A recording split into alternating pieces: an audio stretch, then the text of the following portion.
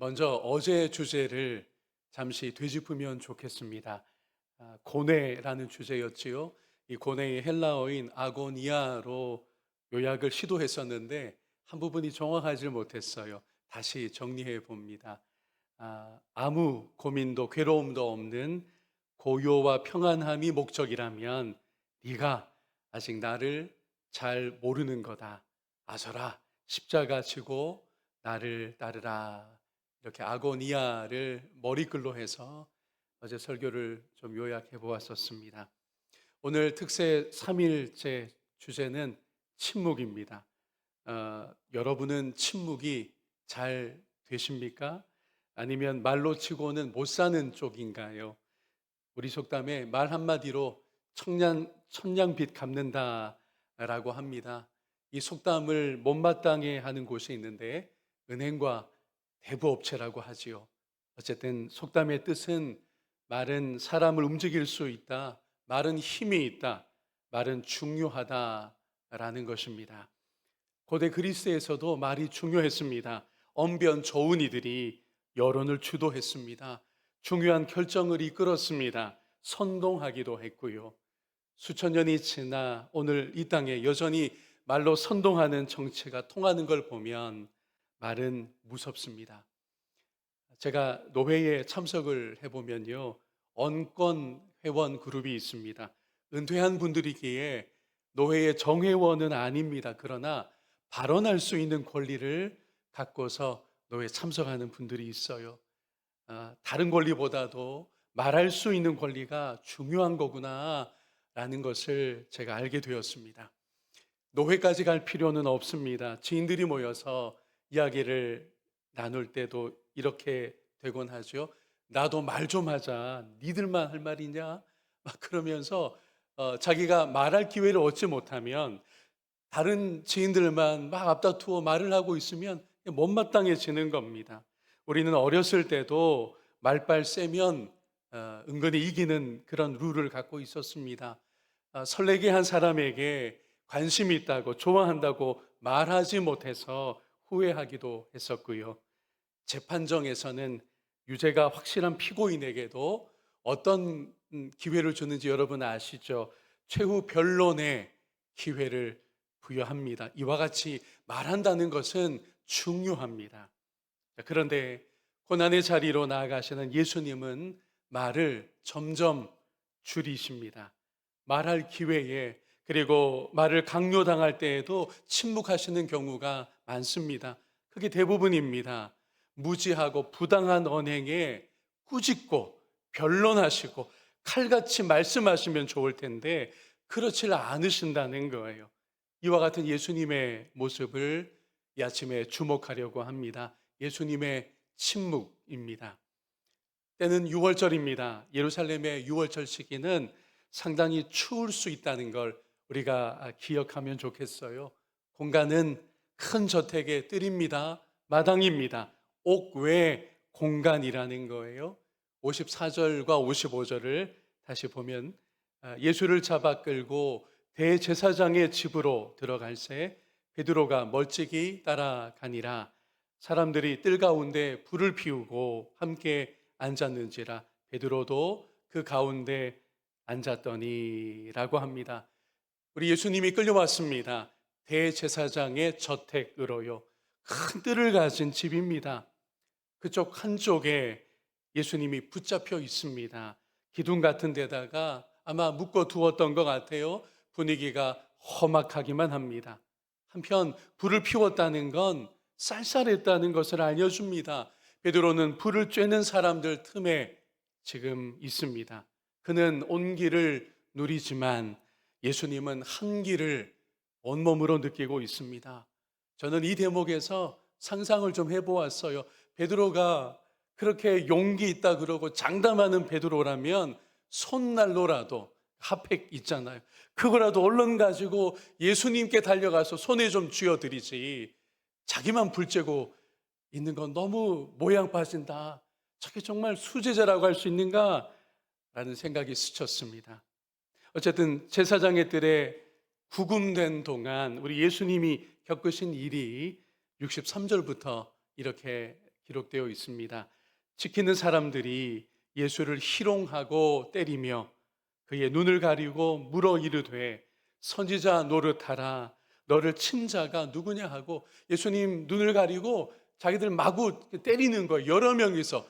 그리고는 방금 주먹은 누구 주먹이게 맞춰봐, 이렇게까지 희롱했다는 겁니다. 65절입니다. 이외에도 많은 말로 욕했습니다. 예수님을 이렇게까지 희롱했어요. 구타했습니다. 모욕적으로 질문합니다. 많은 욕설로 우리 예수님을 괴롭히고 있었습니다. 하지만 예수님은 말이 없습니다. 예수님은 대답하지 않습니다. 묵묵히 당하고 계셨습니다. 다음 날 이른 시간에 공회로 예수님이 압송되어 갑니다. 그곳에서 신문을 당합니다. 이때에도 말씀이 거의 없습니다. 67절을 함께 볼까요? 이르되 내가 그리스도이거든 우리에게 말하라. 대답하시되 내가 말할지라도 너희가 믿지 아니할 것이요. 예수님이 힘있게 말씀하시면 좋을 것 같은데, 그들의 무지와 무도함을 꾸짖으시면 좋을 것 같은데 그렇게 하지 않으십니다. 이 모든 예수님의 침묵은 왜일까요? 제가 서두에 여러분과 주목했습니다. 말은 힘이 있는 수단이라고요. 말로 상황을 뒤바꿀 수도 있다라고요. 그런데 왜 말씀하지 않으셨을까요? 왜 침묵하는 길로 나아가셨을까요? 그 이유와 의미는 구약 성경을 온전히 이루시기 위해서입니다. 특별히 이사야서의 고난받는 종으로서 입을 열지 않으신 거예요. 이렇게 하심으로써 구약의 하나님의 뜻을 온전히 성취하는 참 아들, 참 메시아이셨습니다. 그러니 고난의 한 걸음 한 걸음이 우리 예수님은요, 하늘아버지의 뜻에 순종하는 것이었습니다. 여기서 말을 할 것인가 아니면 침묵할 것인가, 이것조차도 구약에서 내다본 대로 예수님이 하나하나 순종하며 성취하는 길을 가셨다라는 거지요. 이사야서 53장 7절에 이렇게 내다본 그대로입니다. 그가 곤욕을 당하여 괴로울 때에도 예수님 오늘 본문에 겪으신 그대로죠. 그의 입을 열지 아니하였으며 마치 토수장으로 끌려가는 어린 양과 털 깎는 자 앞에서 잠잠한 양같이 그의 입을 열지 아니하셨습니다. 우리에게 적용되는 교훈이 있어요. 할 말 안 할 말 다 하는 것, 신자의 미덕이 아닙니다. 말보다는 순종과 행함이 신자의 능력인 줄로 믿습니다. 요즘은 통하지 않지만 저의 군목 초년 시절만 해도요, 초코파이가 통했습니다. 위문하고 복음 전할 때 초코파이 쥐어주면서 하면 그게 통했습니다. 그러나 배 조금 고프던 그 시절에도 어쩌다가 롯데 초코파이나 크라운 초코파이를 주면 형제들이 시험 들었습니다. 낙심했습니다. 저한테 삐졌습니다. 오리온 초코파이여야 했습니다. 그 초코파이가 맛도 맛이지만요, 그 제품의 로고성이 은근히 감동을 주고 있었기 때문입니다. 여러분 기억하시는지 모르겠지만 말하지 않아도 알아요. 눈빛만 보아도 알아. 그렇게 쭉 로고송이 흘러가거든요. 그게 우리 젊은 형제들에게, 장병들에게 마음에 들어와 있었던 거예요. 오리온 정 딱 적혀 있는 걸 제가 말하지 않아도 됩니다.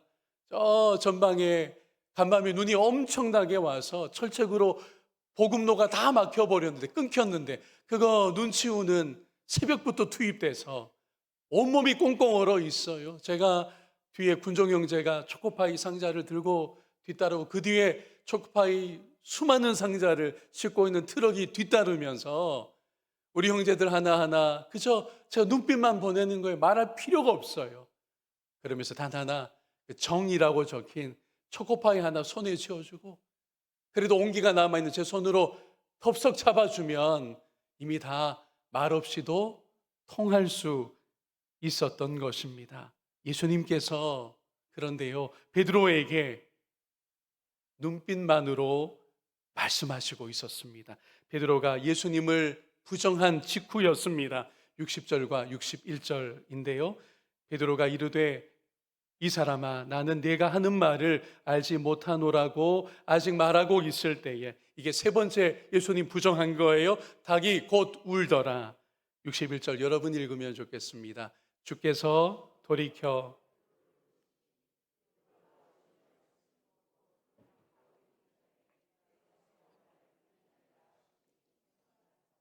예수님이 베드로를 이렇게 바라보셨을 뿐 말씀을 하지 않으셨어요. 지금 막 세 번이나, 여러분 숫자 3은 무슨 의미냐 하면 그게 온전하다는 거예요. 다 해버렸다는 뜻입니다. 하나 둘 세어가며 부정한 게 아니고요. 이 문맥에서는 예수님을 완전히 부정해 버렸다는 뜻이에요. 그렇게 한 베드로를 예수님이 나무라지 않으셨습니다. 너 어떻게 나한테 그럴 수 있니? 내가 경고했지만 정말 나를 이렇게 비통하게 만드는구나 라고 말씀하지 않으셨다는 거예요. 그냥 눈길만 주셨습니다. 아이고 베드로야, 내가 조심하라고 했지 라고 하지 않으셨어요. 베드로를 지그시 바라보실 분 침묵하셨습니다.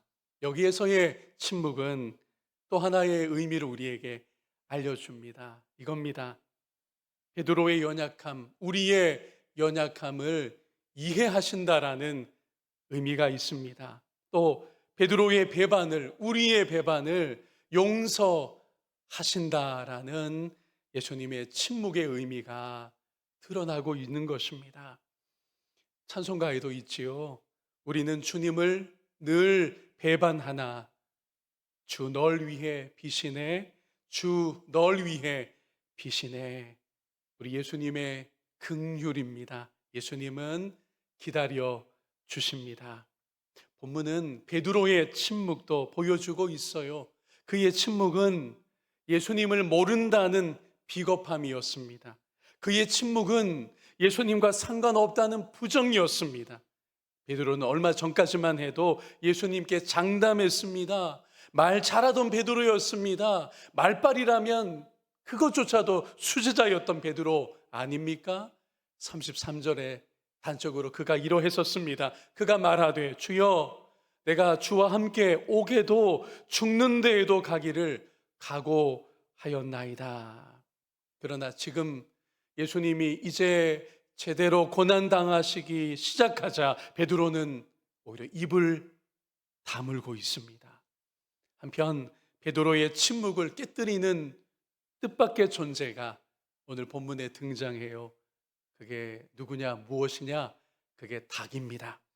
베드로가 예수님을 세 번, 그러니 완전히 부인하자 닭이 울었습니다.